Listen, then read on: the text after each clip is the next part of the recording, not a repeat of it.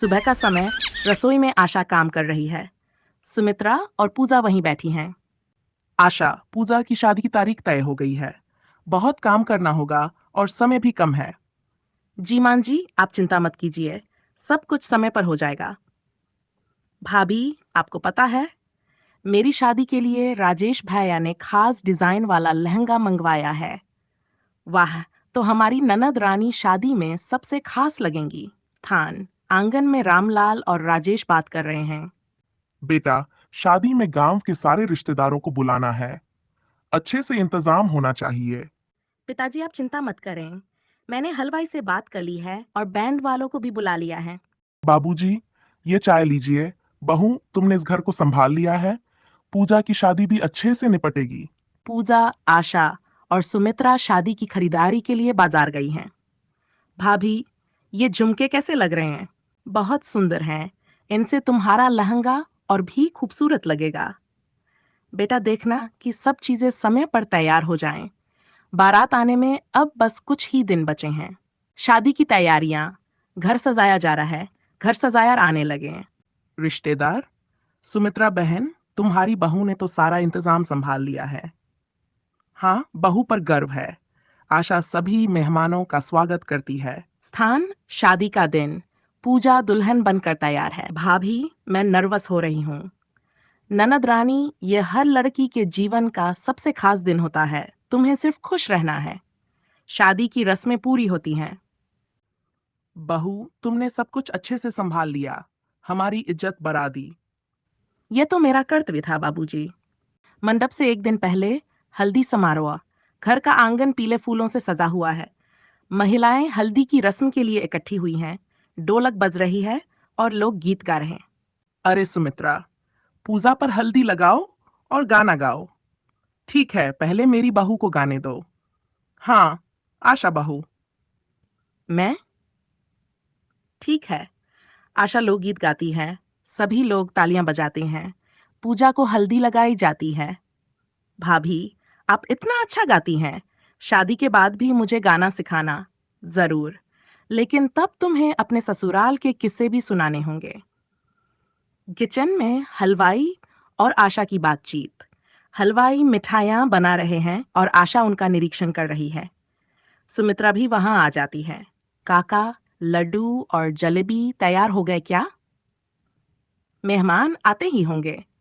हाँ बहू जी, बस थोड़ा बचा है। बहू, सब कुछ सही चल रहा है, लेकिन मेहमानों का ध्यान रखना बड़ा काम है। आप चिंता मत कीजिए मां जी, मैंने सबकी पसंद का ध्यान रखा है। सुमित्रा मनी मन सोचती है कि आशा कितनी जिम्मेदार है। राजेश और आशा की रात की बातचीत। दोनों अपने कमरे में बैठकर दिन भर की थकान की बात कर रहे हैं। आशा, तुमने आज पूरे घर को संभाल लिया। माँ भी तुम्हारी तारीफ कर रही थी। ये मेरा घर है और परिवार की खुशी मेरी खुशी है। सच में, मैं बहुत खुशकिस्मत हूँ कि तुम मेरी जिंदगी में हो। दोनों के बीच प्यार और समझदारी का पल दिखता है। बारात का स्वागत। बारात आ चुकी है। सभी मेहमान स्वागत के लिए तैयार हैं। बैंड बाजा बज रहा है। बहू, बारात का स्वागत तुम करो। यह हमारे परिवार की परंपरा है। हमारी बहू ने आज हमारे परिवार की इज्जत रख ली। हाँ पिताजी, सचमुच। विदाई का समय। पूजा की विदाई का दृश्य है। सभी भावुक हैं। पूजा अपनी माम और भाभी को गले लगाती है। पूजा, भाभी, आप हमेशा मेरे लिए माँ जैसी रही हैं। मुझे आपकी बहुत याद आएगी और मुझे तुम्हारी। लेकिन याद रखना, ये तुम्हारा घर हमेशा तुम्हारे लिए खुला है। बहू, आज तुमने साबित कर दिया कि बेटी जैसी बहू भी हो सकती है। सारा परिवार पूजा की शादी की यादों को साझा कर रहा है। ये शादी यादगार रहेगी। सब कुछ इतने अच्छे से हुआ। और ये सब आशा की वजह से। हाँ, मेरी पत्नी सुपरवुमन है। ये सब परिवार के प्यार से हुआ है। आशा अब परिवार का दिल बन चुकी है। शादी के बाद परिवार की पहली पूजा आयोजन हो रहा है। परिवार के सदस्य इकट्ठा हैं। सब लोग अपना ध्यान पूजा पर केंद्रित करें। बहू, ये पहली पूजा तुम्हें करनी है। हमारे यहाँ ये परंपरा है। थोड़ा घबराते हुए। आशा पूजा का थाल उठाती है और पूरे विश्वास के साथ पूजा करती है। बहू, तुमने सब कुछ इतनी श्रद्धा से किया। घर की लक्ष्मी हो तुम। हाँ, अब इस घर को संभालने के लिए सही हाथ मिल गए हैं। गांव की महिलाएं एकत्र होती। आशा पहली बार इसमें हिस्सा लेती है। आशा बहू, तुमने पूजा की शादी में सब कुछ इतनी खूबसूरती से संभाला। अब तो हमारे हर काम में तुम्हारी मदद चाहिए। ये तो मेरा सौभाग्य होगा। अच्छा बताओ, तुमने शादी में मेहमानों का ध्यान कैसे रखा? बस प्यार और संयम से सब संभल जाता है। महिलाएं आशा की तारीफ करती हैं और उसकी समझदारी से प्रभावित होती हैं। घर में बच्चों के साथ समय। आशा घर के छोटे बच्चों के साथ खेल रही है। बच्चा भी, हमें एक कहानी सुनाओ। ठीक है, लेकिन पहले तुम सभी खाने में मदद करोगे। हाँ जरूर। आशा बच्चों को एक मजेदार कहानी सुनाती है। बच्चे हंसते हैं और खुश होते हैं। बहू, तुमने तो घर के बच्चों का दिल जीत लिया। मान जी, बच्चों से प्यार करना तो सबसे आसान काम है। सुमित्रा बहन, तुम्हारी बहू तो बहुत गुणी है। शादी में उसकी तारीफ हर किसी ने की। हाँ, भगवान ने मुझे इतनी प्यारी बहू दी है। बहू, इस बार दीपावली की पूजा की तैयारी तुम ही करना। जी बाबूजी, मैं पूरी कोशिश करूंगी। घर सजाया जाता है। पूरा परिवार मिलकर पकवान बनाता है। मजाक में, माँ आशा से पूछिए कि उसने इतना स्वादिष्ट खाना बनाना कहाँ से सीखा। जरूर मेरे बेटे की पसंद का ध्यान रखकर सीखा होगा। सब आप लोगों के आशीर्वाद का असर है।